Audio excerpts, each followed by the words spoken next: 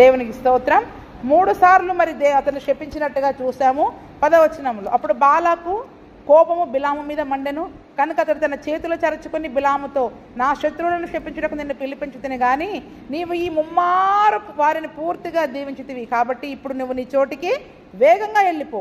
నేను నిన్ను మిక్కిలి ఘనపరిచిదనని చెప్పితిని గాని యెహోవా నీవు ఘనత పొందకుండా ఆటంకపరిచినను.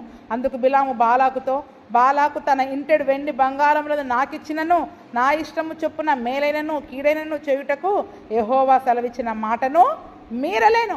యెహోవా ఏమి సెలవిచ్చునో అది పలికెదనని నీవు నా యొద్దకు పంపిన నీ దూతలతో నేను చెప్పలేదా? చిత్తగించుము, నేను నా జనుల యొద్దకు వెళ్ళుచున్నాను.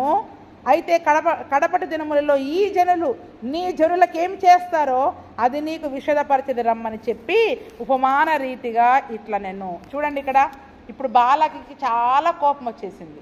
ఎవరు? రాజుగారు. శపించమని పిలిచిన రాజుగారు ఉంటారుగా. 3 సార్లు ఇక్కడ బలిపీఠాలు కట్టిస్తున్నాడు. 7 బలిపీఠాలు కట్టించి ఒక్కొక్క దానిపైన పొట్టేలుని కోడని ఇన్ని బలిపీఠాలు ఇప్పటికి 3 బలిపీఠాలు కట్టేశారు. 3 సార్లు 7 బలిపీఠాలు కట్టేశారు. ఇంత చేస్తే ఈయన ఏమైనా శపిస్తున్నాడా? ముమ్మారు. అందుకే చాలా కోపం వచ్చేసింది. ఏమనంటే మండిపోయిందంట. మండేసి ఏమంటున్నాడంట, తన చేతులు చరుచుకొని గట్టిగా చప్పట్లు కొట్టయ్యా, ఇక చాలు, ఇంకా నువ్వు చేసింది చాలు, నా శత్రువులను శపించమని నిన్ను పిలిస్తే నువ్వు ముమ్మారు పూర్తిగా దీవించేశావు. అసలు ఎంత పూర్తిగా అంటే ఇక దేశంలో ఉన్న దీవెనలన్నీ తీసుకొచ్చి వీళ్ళ మీదనే గుమ్మరించేశావు. కాబట్టి వీళ్ళని ముమ్మారు నువ్వు దీవించేశావు. కాబట్టి ఇంక వెళ్ళిపో, స్పీడ్గా తొందరగా వెళ్ళిపో నా కళ్ళ ముందు నుండి. ఏమంటున్నాడు? నా కళ్ళ ముందు కనపడితే నిన్నేం చేస్తానో నాకు తెలవదు, నువ్వు తొందరగా వెళ్ళిపో అని బిలాం ప్రవక్తతో చెప్తా ఉన్నాడంట. అంతేకాకుండా నేను నిన్ను ఎంత గణపరుద్దాం అనుకున్నానయ్యా, నా సింహాసనం పక్కన సింహాసనం వేద్దాం అనుకున్నా, అది ఇద్దామనుకున్నా, ఇది ఇద్దామనుకున్నా. ఎందుకంటే చెప్పే పిలిచాడు కదా, నువ్వు ఏం చెప్తే అది చేస్తా. నేను నీకు సింహాసనం కావాలంటే సింహాసనం ఇస్తా, ఏం కావాలంటే అది చేస్తా, నువ్వు కోరుకున్నది నీకు ఇస్తా, రా వచ్చి నా నిమిత్తం శపించమన్నాడు. నేను ఎన్నెన్నో చేద్దామనుకున్నా, నువ్వు ఏది అడుగుతావు అవన్నీ ఇచ్చేద్దాం అనుకున్నా, నిన్ను ఎంత గణపరుద్దాం అనుకున్నాను, కానీ ఆ దేవుడు నిన్ను ఘనత పొందకుండా ఆటంకపరిచాడని బిలాముతో చెప్తా ఉన్నాడు. ఈరోజు మనం ఏం చేస్తాం చెప్పండి? దేవుని కొరకు ఒక పని చేసినప్పుడు ఈ లోక సంబంధమైన ఘనతలు, ధనము మన దగ్గరికి మనం పోగొట్టుకోవాల్సి వస్తుంది. కొన్నిసార్లు దేవుని మాట వినే క్రమంలో ఈ లోక సంబంధమైన ధనమే కానీ, ఘనతే కానీ, పేరే కానీ, ఏదైనా వారి కోపాగ్నికి మనము బలి కావాల్సి వస్తుంది. కొన్నిసార్లు అధికారుల చేత కోపానికి బలి కావాల్సి వస్తుంది. వారు ఏదైతే మనల్ని గణపరుద్దామని అనుకున్నారో మనల్ని చేయకుండా జనాల నుంచి నెట్టివేసేవారిగా ఉంటారు. అప్పుడు మనకి ఎంత బాధ అనిపిస్తుంది? మాట వినుంటుంది. మనకి కనిపించే వీరి యొక్క గౌరవాన్నే మనం చూసుకుంటాం, వీరి ఘనతనే మనం చూసుకుంటాం.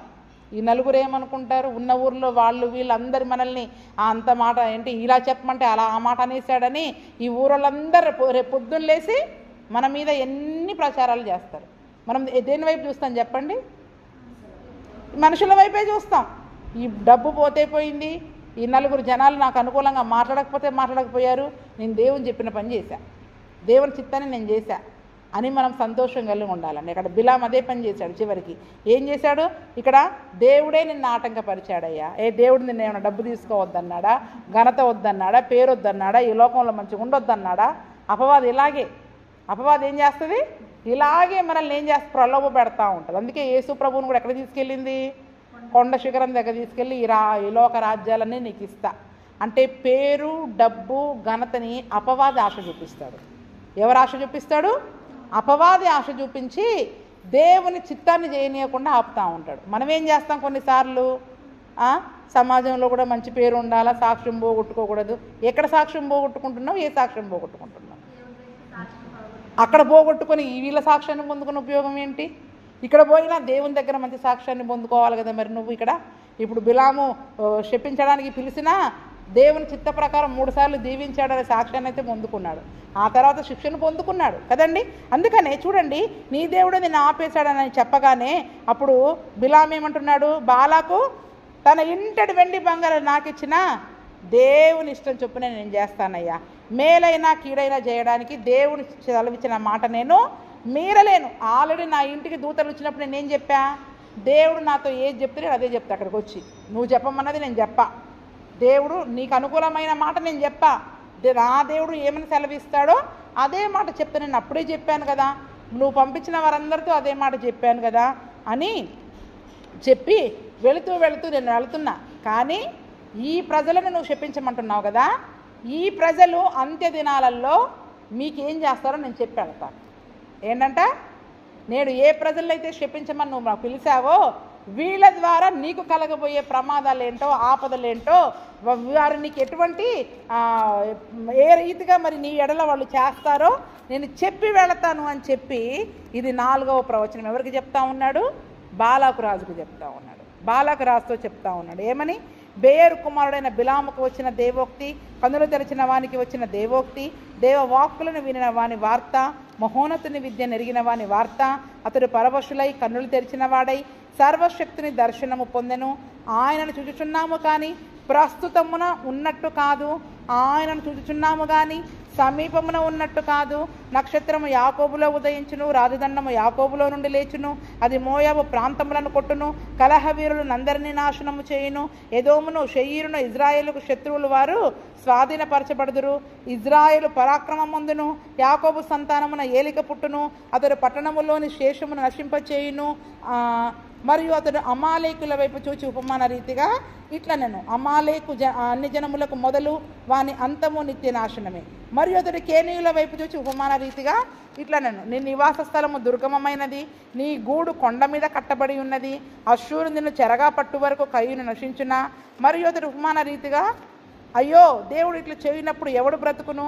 కిత్తీము తీరము నుండి ఓడలు వచ్చును, అవి అశ్షూరును ఏబెరును బాధించును, కిత్తీయులు కూడా నిత్య నాశనము పొందుదురు అనెను. అంతటా బిలాము లేచి తన చోటికి తిరిగి వెళ్ళెను, బాలాకును తన త్రోవకి వెళ్ళెను. అయిపోయిందండి. ఇక్కడ అంత్య దినాలలో ఏం జరగబోతుందో, ఇజ్రాయేలు ప్రజలు ఇంకా ప్రయాణంలోనే ఉన్నారు, ఇంకా వాళ్ళ దేశానికి వెళ్ళలేదు. వాళ్ళ దేశానికి వెళ్ళిన తర్వాత అంత్య దినాలలో ఏమి జరగబోతుందో నేను మీకు చెబుతాను. కడపటి దినములలో అంటే చివరి దినములలో ప్రపంచ అంతాలలో ఏ జరగబోయే సంగతులను గురించి చెప్తా ఉన్నాడు. బెయ్యేరు కుమారుడైన బిలాముకు వచ్చిన దేవోక్తి, కన్నులు తెరిచిన వానికి వచ్చిన దేవోక్తి అంటే ఇవన్నీ కూడా దేవుడు దర్శన రీతిగా బిలాముతో మాట్లాడుతూ ఉన్నాడు. ఎలాగా? కన్నులు తెరిచిన వాడనుంది, ఇక్కడ కింద కన్నులు మూసిన వాడని మళ్ళా ఉంది. అంటే కళ్ళు తెరిచి చెప్తున్నాడు కానీ ఆత్మనేత్రాలు, కళ్ళు మూసుకున్న ఆత్మనేత్రాలు తెరిచి దేవుడు తనకిచ్చిన దర్శనాన్ని బట్టి ఇవన్నీ కూడా మాట్లాడుతూ ఉన్నాడు. ఏంటంట? మహోన్నతుని విద్యను ఎరిగిన వాని వార్త. ఇప్పుడు మహోన్నతుని యొక్క విద్య ఏంటో ఇప్పుడు అర్థమైంది బిలాము గారికి. అందుకే వారి యొక్క అతని వార్త, అతడు పరవశుడై కన్నులు తెరిచిన వాడై దర్శనం పొందాడు. ఎటువంటి దర్శనం? ఆయనను చూచుచున్నాము కానీ ప్రస్తుతంలో ఉన్నట్టు కాదు, ఆయనను చూచుచున్నాము కానీ సమీపంలో ఉన్నట్టు కాదు. ఇక్కడ ఒక వ్యక్తి గురించి మరి అక్కడ బిలాము ప్రవచిస్తూ ఉన్నాడు. ఆయనను చూస్తున్నామయ్యా, కానీ ఎక్కడున్నాడు? ఈ రోజుల్లో ఉన్నట్టు కనపడట్లేదు. ఆయన రాబోయే కడపటి దినాలలో ఆయన ఈ లోకానికి రాబోతూ ఉన్నాడు. ఆయనను చూస్తున్నాం కానీ ఇప్పుడు మనకు సమీపంగా లేడు. ఆయన రాబోచున్న ఒక రాజు గురించి అక్కడ మాట్లాడుతూ ఉన్నాడు. ఎవరి గురించి? రాబోచున్న ఒక రాజు గురించి అక్కడ మాట్లాడుతూ ఉన్నాడు. అందుకనే ఆయన కనబడుతున్నాడు కానీ ఇప్పుడు కనపడట్లే. రాబోయే రోజుల్లో ఎందుకంటే ఎప్పటి గురించిన ప్రవచనం అది? కడపటి దినాలలో జరగబోయే ప్రవచనం గురించి చెప్తా ఉన్నాడు. కాబట్టి ఆ కడపటి దినాలలో ఒక వ్యక్తి రాబోతూ ఉన్నాడు, ఆయన ఇప్పుడు లేడు. ఒక వ్యక్తి నేను చూస్తున్నాను కానీ ఆయన ఇప్పుడు సమీపంగా లేడు. సుమారుగా చాలామంది ప్రవక్తలు చెప్పేది ఏంటంటే, బైబిల్ పండితులు ఈ యొక్క ప్రవచనానికి యేసు ప్రభు రాకడికి 1500 సంవత్సరాలు ఉందంట. ఎంతంట తేడా? యేసు ప్రభు రావడానికి ముందు 1500 సంవత్సరాల ముందు ఈ ప్రవచనం చెప్పబడింది. ఎన్ని సంవత్సరాల ముందు? 10. ఎందుకంటే మలాకి తర్వాత 430 సంవత్సరాలేమో, 450 సంవత్సరాలేమో దేవుడు ఎవరి ద్వారా మాట్లాడలేదు కదండి.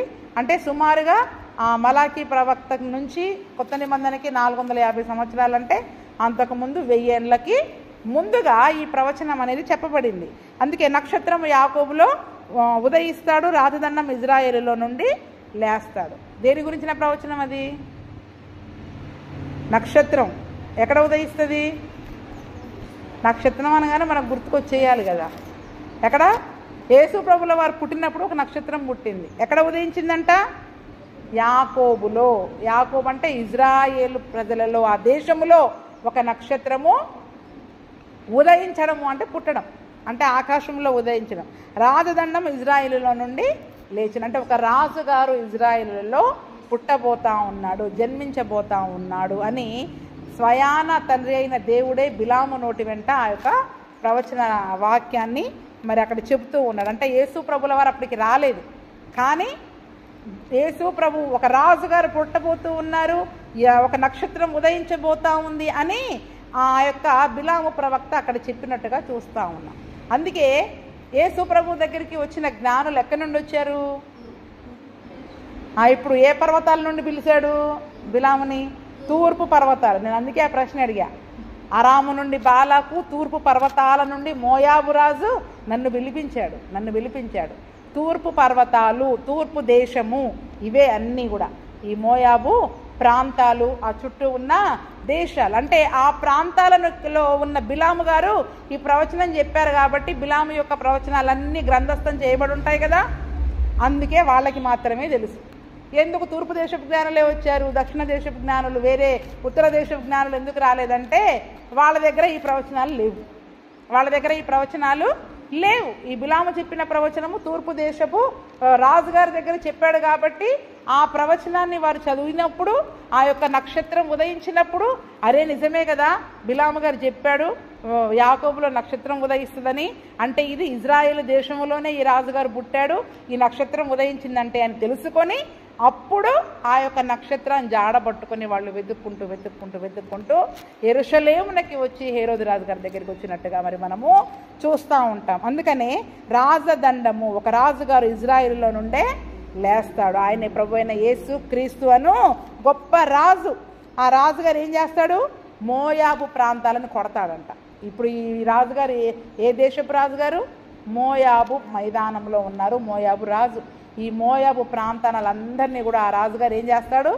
ఏలుతాడు, వారిని దండిస్తాడు, వారిని శిక్షిస్తాడు అంటే వారి యొక్క పాపముల నుండి వారిని విడిపిస్తాడు. కలహవీరులందరినీ కూడా ఆయన అక్కడ నాశనం చేస్తాడు. ఎదోమును, షెయీరును ఇజ్రాయేలుకు శత్రువులు, వారు కూడా స్వాధీనం. అక్కడ ఎవరెవరైతే ఇజ్రాయేలుకు శత్రువులుగా ఉన్నారో వాళ్ళందరూ కూడా ఆ దేశం యొక్క ఆధీనంలోనికి వచ్చేస్తారు. వారిని స్వాధీనం చేసుకుంటారు. ఆ సమయంలో ఇజ్రాయేలు పరాక్రమం ముందును యాకోబు సంతానమున ఏలిక పుట్టును. ఎందుకంటే అప్పటి వరకు వాళ్ళు రోమా ప్రభుత్వం యొక్క అధికారంలో ఉన్నారు, బానిసలుగా ఉంటూ ఉన్నారు. ఎప్పుడైతే మరి యొక్క యేసు ప్రభుల వారు అక్కడ జన్మిస్తారో ఇజ్రాయేల్కి ఏమొస్తుంది చెప్పండి? ఇప్పుడు బలం వస్తుంది, పరాక్రమం పొందుకుంటుంది. ఎవరి వలన? యేసు ప్రభుల వారు జన్మించడం వలన. ఆ మెస్సియా రాక కొరకు వాళ్ళు ఎదురు చూస్తున్నారు. ఆ మెస్సియా వలన వాళ్ళు పరాక్రమం అందుకుంటారు. యాకోబు సంతానమున ఒక ఏలిక పుడతాడు. ఎవరు పుడతారండి? ఏలిక అంటే ఎవరు తెలుసా? ఏలిక అంటే ఇప్పుడు చాలా దేశాలు ఉన్నాయి చూడండి, అన్ని దేశాలు కలిసి యునైటెడ్ దేశాలుగా పిలువబడతాయి. అయితే కొన్ని దేశాల వాళ్ళు ఏం చేస్తారంటే స్వతంత్ర దేశంగా తమ్మును తాము పిలుచుకుంటారు. ఏ దేశాలతో గలవరు వాళ్ళు, స్వతంత్ర దేశముగా తమ్మును తాము పిలుచుకుంటారు. అంటే స్వంత రాజ్యముగా ఏర్పడే ఒక రాజు. ఈ ఏలిక అంటే ఎవరంటే ఒక అధిపతి. ఇజ్రాయేలులో నుండి అతని అధిపతి వస్తాడని మీకాలో కూడా ఉంది. అధిపతి, ఈ అధిపతి రాజు ఎవరంటే ఈ రాజుగారికి ఏ దేశంతో సంబంధాలు ఉండవు, ఏ రాజుగారి కింద వీళ్ళు ఉండరండి. వీళ్ళే స్వతంత్ర దేశముగా, స్వతంత్ర రాజ్యముగా పిలువబడతారు. ఇప్పుడు ఇజ్రాయేల్ రాజ్యం ఎలాగుంది? స్వతంత్ర దేశం అది. దాని దగ్గరికి ఒకరి సహాయం కొరకు వెళ్ళాలి, కానీ అది ఎవరి దగ్గరికి వస్తుందా? అది ఎవరి దగ్గరికి రాలేదంటే ఇజ్రాయేలుని ఒక స్వంత రాజ్యముగా, స్వతంత్ర దేశముగా దేవుడు ఏ రీతిగా అయితే పరిపాలించడానికి ఒక రాజుగా జన్మించాడో అదే రీతిగా ఇప్పుడు మన రాజ్యం ఏదని చెప్పాను? పరలోక రాజ్యం. ఇప్పుడు పరలోక రాజ్యం ఎవరి ఆధీనంలో ఉంది?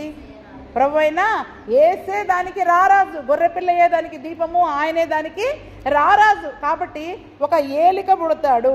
ఆ ఏలిక ఏంటంటే అందరూ కూడా అతనిని ఒక గొప్ప రాజుగా చూస్తారన్నమాట. స్వతంత్ర రాజుగా, స్వతంత్ర రాజ్యముగా తన్ను తాను ఏం చేస్తాడంటే రాజ్యముగా తన్ను తాను పిలిచేటట్లుగా మరి చేస్తాడంట. అందుకనే స్వతంత్ర రాజ్యముగా స్వంత రాజ్యాన్ని స్థాపించేవాడు ఏలిక అంటే. ఏంటి చెప్పండి? ఒక రాజ్యాన్ని స్థాపించేవాడు. ఒక రాజుగారు ఉన్నారంటే తండ్రి చచ్చిపోతే రాజ్యం వస్తుంది. ఎట్లా వస్తుంది చెప్పండి రాజ్యం?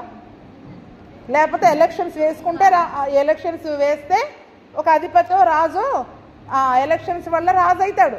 కానీ ఈ రాజు ఎవరు అతన్ని ఎలక్షన్లు వేసి గెలిపించరు. ఎవరి తండ్రి చనిపోతే ఇతను రాజైన రాజు కాదు. తనకంటూ ఒక రాజ్యాన్ని స్థాపించి తనే రాజుగా ప్రకటించుకొని ఆ రాజ్యంలోకి మనందరినీ పిలుచుకోవాలని ఒక ఏలికగా ఈ లోకంలో మరి జన్మించాడు. ఎందుకంటే ఈనాడు ఇజ్రాయేల్ దేశము ఎలాగైతే ఉందో రాబోయే పరలోక రాజ్యానికి కూడా మరి అది సూచనగా ఉందన్నమాట. అందుకని వీళ్ళంతా కూడా బిలాము ప్రాంతీయులు, ఈ తూర్పు దేశపు జ్ఞానులు అని మరి మనం అర్థం చేసుకోవాలి. అంతేకాకుండా అమాలేకుల వైపు చూసి ఏమంటున్నాడు? అమాలేకీయులు అగగు సంతానము.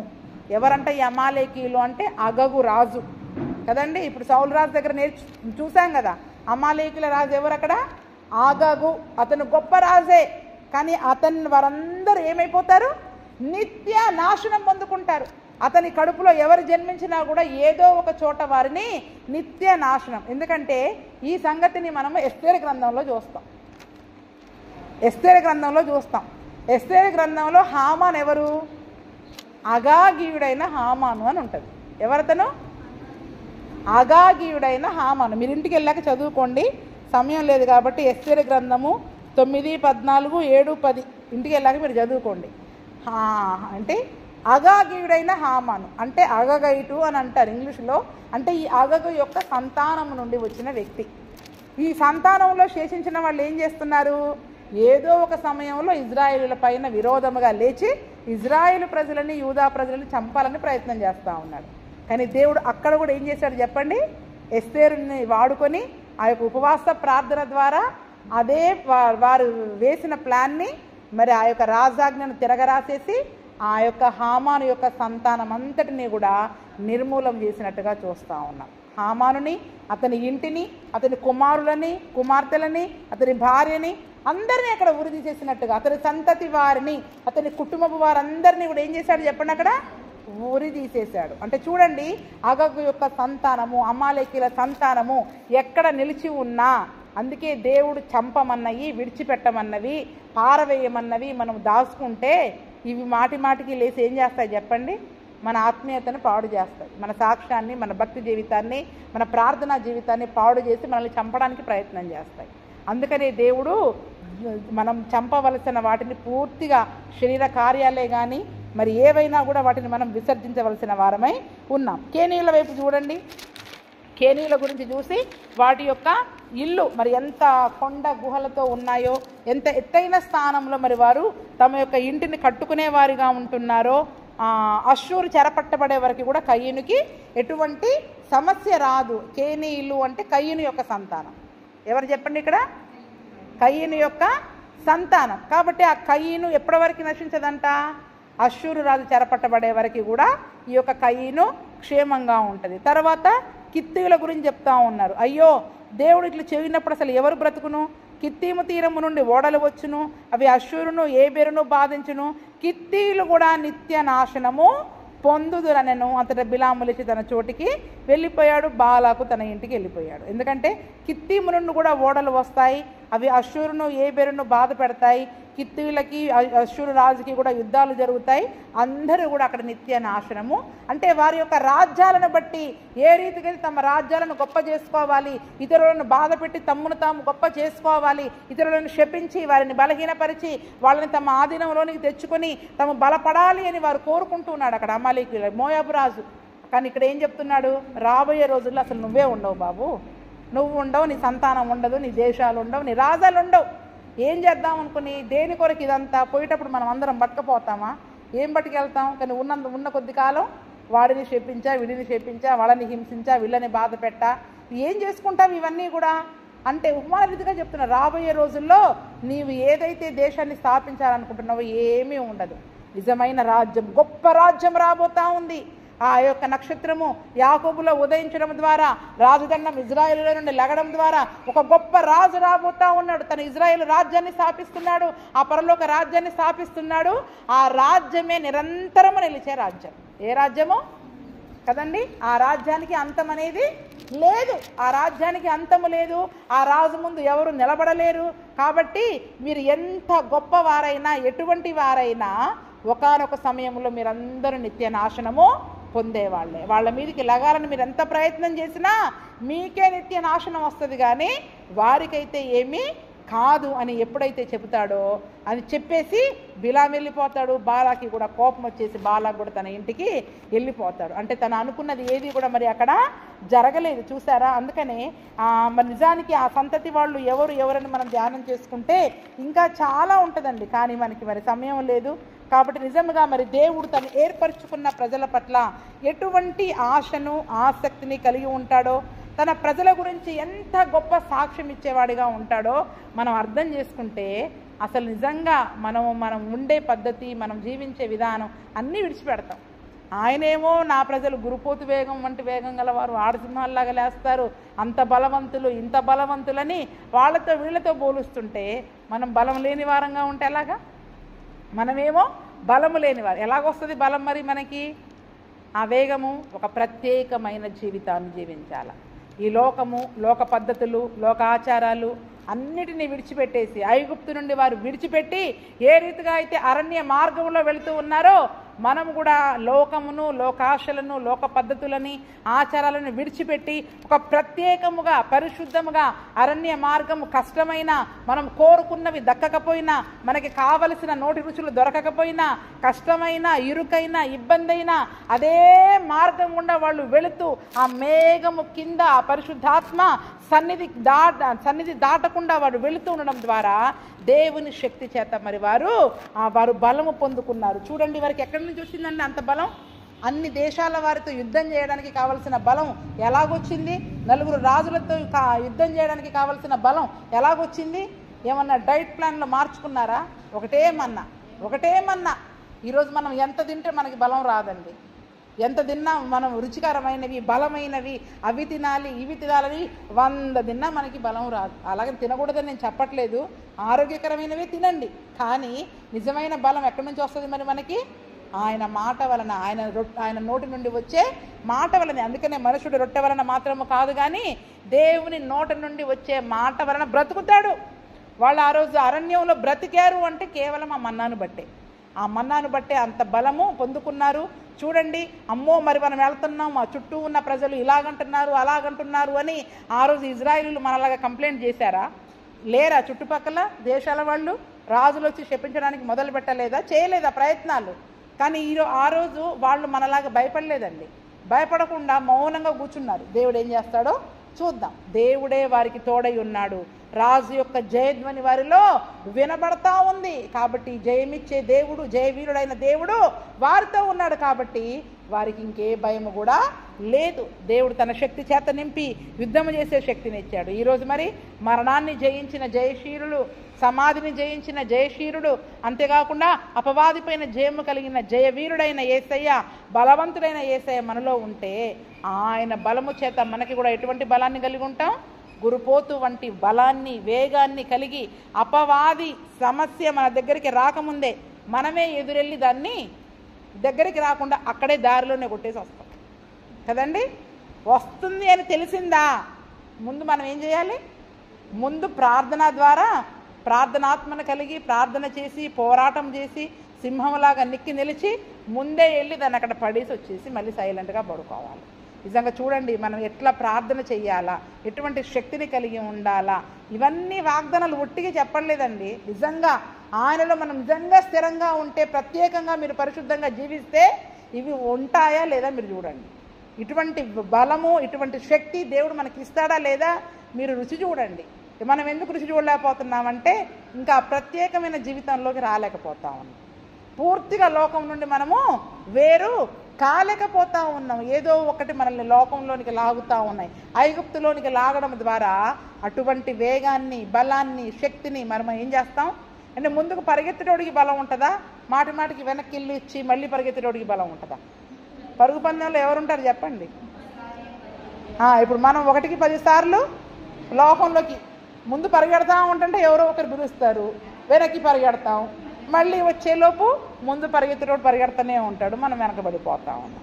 ఆత్మీయ యాత్రలో వెనకటి గుంపులో కడపటి గుంపులోకి మరి మనం వెళ్ళిపోయే వారిగా ఉండకూడదు. దేవుని శక్తిని బలాన్ని పొందుకునే వారంగా మరి ప్రభువైన యేసు క్రీస్తు మనందరినీ కూడా